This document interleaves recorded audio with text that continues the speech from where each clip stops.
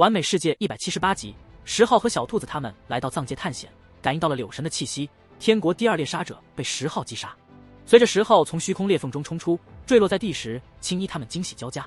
对于10号带回来的这柄剑，青衣、曹雨生和小兔子对这柄剑的传闻也有所耳闻，他们了解到剑胎的不凡之处。曹雨生更是注意到剑身上有着飞仙的纹络，这些纹络不仅美丽，还蕴含着神秘的力量，仿佛在诉说着剑胎的古老传说和它曾经的辉煌。小兔子尝试拿起那把看似不起眼的大罗仙剑，剑身上的纹理细密，上面有人形生灵的图案，周围点缀着暗点和雾状的纹理。这些纹理在小兔子轻轻催动剑气时，突然焕发出绚丽的光芒，人形生灵仿佛活了过来，周围光雨洒落，璀璨夺目，雾状纹理则如仙气弥漫。曹雨生说道，尽管这件被认为是天地孕育的天成之物，但可能还隐藏着其他秘密。许多人对此表示怀疑，毕竟天地直接孕育剑胎的说法过于玄妙。10号他们轮流体验这把剑，每个人都对他赞不绝口，认为他若经过祭炼和温养，必将成为至高无上的兵器。青衣询问10号里面的经历，小兔子也好奇他如何能在诡异的源头中幸存。10号讲述了他在黑色古船上的所见所闻，包括石鼎中的鲜血头颅和深渊下的不祥之物。尽管他们没有亲身经历，但光是听10号的描述就足以令他们感到震撼。他们对于边荒有着各种猜测，但都无法确定真相。青衣推测边荒可能位于无人区的最深处，是太古盟约的签订地。曹雨生则认为边荒可能在另一个世界，不属于上界。10号感叹边荒的艰苦和危急，他通过祭坛得知7王中的2位已经倒下，这让他感到形势的严峻。他预感到乱世即将到来，3000州将面临前所未有的灾难。青衣和曹雨生也意识到形势的严峻，他们认为这一纪元将充满混乱和战斗。10号愤怒于火云洞、妖龙道门等势力掩盖真相，内耗上界的元气。曹雨生提到这场战斗可能涉及到不朽、地甚至仙等多方势力。10号询问更多细节，但曹雨生表示自己也知之甚少。随后他们讨论了未来的不确定性以及可能涉及的更广泛的战斗。曹雨生提到自己师父天人族护道人对10号的预言，暗示他可能不属于这部古史。小兔子和其他人对曹雨生的师父的预言表示怀疑，认为他可能是个神棍或疯子。曹雨生自己也对师父的话半信半疑，毕竟他曾差点被师父活埋。最后10号询问了自己闭关的时间，得知只用了半年，他感到惊讶，原以为过去了更长时间。青衣询问10号接下来的打算，10号表达了他想要修炼出第2道仙气的雄心壮志。这个目标让在场的所有人都感到震惊，因为10号才刚刚迈出关键的一步，现在又计划着进行另一项逆天的修炼。曹雨生关心地提醒10号，问他是否清楚自己的道路，急于求成可能会导致道基不稳，引发严重问题。10号自信地回应说他对自己的道路有清晰的认识，并且已经做好了充分的准备。青衣建议10号不要急于求成，而是先稳固自己的修为，甚至建议他出去走走，转换一下心情。10号同意了这个提议，并考虑到在仙谷中总有敌人想要对付他认为出去解决这些敌手是个不错的选择。曹雨生提出带大家去一个神秘的地方，据说是历届仙谷开启时，最强的初代和古代怪胎都会去那里寻找机缘。他提到宁川和石冠王都曾在那里得到过非凡的宝物，这让在场的每个人都感到惊讶和好奇。打神是第一个按捺不住，急切地想要去探索那个地方。10号则幽默地表示自己饿了，想去吃点东西，这让其他人都感到好笑，因为他已经达到了不需要食物的境界。小兔子调侃10号，问他是否就是曹雨生师傅所说的特能吃的人，这让10号自嘲地回应，那不过是一个精神错乱的老头的胡言乱语。10号和曹雨生互相开玩笑，讨论着是否10号就是那个预言中的人物。10号自信地表示，如果他是那个人，他会横扫9天10地，镇杀所有敌人，不会留下任何麻烦。外界的修士们发现仙谷内半年来异常平静，没有大事发生。一些关注10号的人无法得知他的现状，因为3000青石路那里被迷雾笼罩。然而就在不久前，有人刻写10号的名字时感受到了剧烈的波动，之后又什么都看不到了。有天神猜测10号可能闭关成功，迈出了关键的一步。10号无论是闭关还是出关都难以被外界窥探，他的天机被蒙蔽，无法被探测。直到他将仙气完全内敛，外界才再次感知到他的存在。仙殿的人对10号恨之入骨，希望进入仙谷将他击杀报仇。其他几个道统也因为10号的挑衅而感到愤怒，特别是妖龙道门，他们记得10号曾经吃掉了他们的初代蛟龙。在接近谷地的途中，10号使用了一件蛊气蒙蔽天机，防止外界通过仙道花瓣观察到他们的行踪。当10号一行人到达断天山时，他们惊讶地发现这里已经有许多人，包括一些部落的生灵。曹雨生警告10号要小心这些原住民，他们通常非常强大且神秘。10号在断天山感受到了仙道气息，这让他感到震惊，因为他已经成功迈出了修炼仙气的一步，对这种气息非常敏感。更令他惊讶的是，他似乎感应到了柳神的气息。随着10号他们进入藏界，这让他们都产生了奇异的感觉。曹宇生解释说，这是因为藏界曾是上一纪元的战场，有着仙的遗迹，所以第一次来到这里的人会有所感应。青衣感受到了这片大地的哀伤与喜悦，而小兔子则幻想着自己看到了各种古药，打神时则感觉自己看到了世界石等珍稀材料。藏界的山体宏伟，草木妖异，有着赤色镶嵌在绿意之中，泛出神秘光辉。藏界有着很多传说，其中最知名的是这里曾是上一纪元的战场，有着各种强者的血液洒落。有的地方寸草不生，蕴含绝世杀机，而有的地方则生机勃勃，因为生灵的血肉坠落大地后时放出了强烈的生机。10号握紧拳头，心中想到了柳神，怀疑是否与他刚才的感应有关。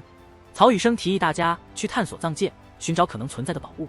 他们知道藏界下埋藏着许多秘密，一旦有所发现，那将是巨大的造化。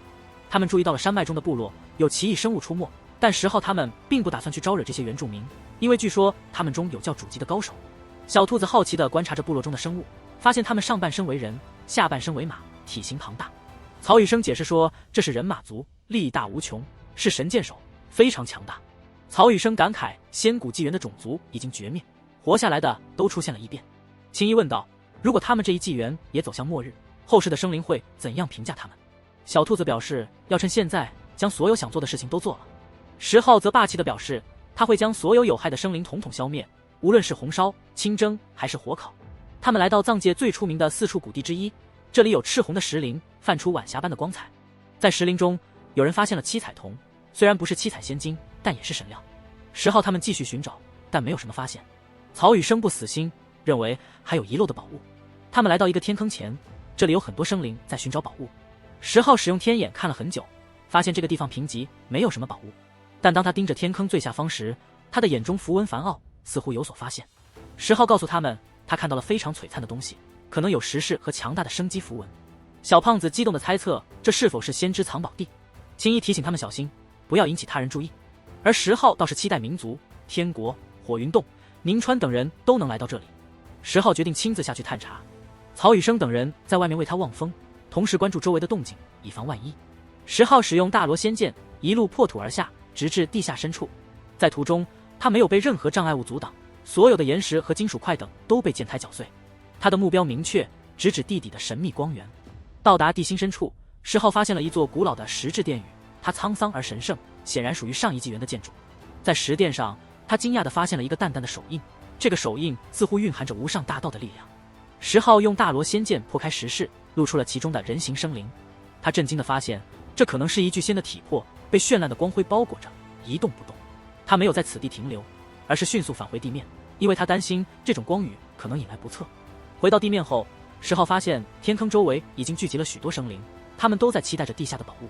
突然，地下喷涌出圣洁的光雨，让所有人都确信地下出了不得了的东西。不久，有人试图去夺取仙尸，却引发了无上力量，导致许多生灵惨死。10号再次下到石室，他在那里打坐，发现自己体内的仙气得到了滋养，变得更加精盈。然而，天坑前的情况突然紧张起来。天国的第2猎杀者血迹出现，他手持暗红色的战戟，散发出令人战栗的杀气。他要求所有人离开，显然是想独占地下的仙尸。紧接着，一只银色的猫出现，它是古代怪胎养的猫，实力极强。他也要求所有人离开，并命令10号从石室中出来。青衣他们在外面感到愤怒和担忧。银猫的真正身份被10号识破，原来这只看似懒散的猫其实是一只罕见的金纹白虎，这种生物在古代也是赫赫有名的存在。10号的突然发问让银猫一愣，他没想到自己的伪装这么快就被揭穿了。银猫的瞳孔收缩，他感到了一种前所未有的危机，荒的实力远超他的预期。他试图悄然远去，却发现自己已经被10号的神识锁定，一旦有任何逃跑的动作，必将遭受猛烈的攻击。10号的气势如虹，他不仅轻松制服了天国的第2猎杀者血迹，还直接点出了银猫的真实身份。这种从容不迫的态度和强大的实力，让在场的所有修士都感到震惊。他们意识到荒的名号背后隐藏的力量是多么的可怕。血迹在10号的手中挣扎，但无法逃脱，他的眼神中充满了不甘和恐惧。10号知道天国的第1猎杀者可能就在附近，他通过这种方式在挑衅，试图引出那个更为危险的人物。然而，尽管10号展现出了强大的实力和决心，天国的第1猎杀者依然没有现身，这让10号感到有些意外。他连续2次对血迹下手，每一次都让血迹遭受重创，但那个神秘的猎杀者依旧没有任何动作。最终，在众目睽睽之下，10号一指点出结束了血迹的生命。这一举动震惊了所有人，天国的第二猎杀者，一个在上界赫赫有名的人物，就这样被荒轻易的击杀了。现场一片寂静，所有人都被10号的实力所震慑。他们知道10号和天国之间的恩怨远未结束。银猫，也就是经文白虎，此时感到了前所未有的压力。他意识到自己的主人可能不会及时出现来救他，而10号的目光已经再次转向了他。10号返回天坑，面对经文白虎的拼命反击，10号展现出了超凡的力量和决心。即便白虎的爪子经过混沌池神秘液体的浸泡变得坚硬锋锐，10号依然能够轻易破坏。10号的武道天眼看透了经文白虎内心的恨意，决定不留下这个潜在的威胁。在一场激烈的战斗后，经文白虎不敌10号，最终被擒，成为了10号的食材。与此同时，10号和同伴们开始考虑如何处理那具仙尸。他们决定使用牵移法阵，小心翼翼地将仙尸移出石室。但当仙尸被移动时，一个黑陶罐出现并炸开，释放出滔天的乌光和黑血，显然是封印着某种不祥的存在。10号他们迅速撤离，直到灾难平息后才返回。他们发现仙尸只剩下小半截，而陶罐的碎片中有一块青色的额骨，上面钉着金色的柳树叶子。这种景象令所有人震惊。这块额骨属于上一纪元的无上生灵，被柳神的叶片穿透并封印。10号能够感应到柳神的气息，这让他心中波澜起伏，对柳神的身份和过去充满了好奇。10号决定要变得更强，以便面对可能延续到这一纪元的战斗。他知道真正的乱世可能还在未来，而他必须为此做好准备。当青色额骨出现异动时，10号取出剑胎，准备将其毁掉，以防它再次作祟。然而金色叶片和焦黑的柳枝残迹突然发光并颤动，10号体内的纹络也与之共鸣，激活了规则之力，将额骨化成了粉末。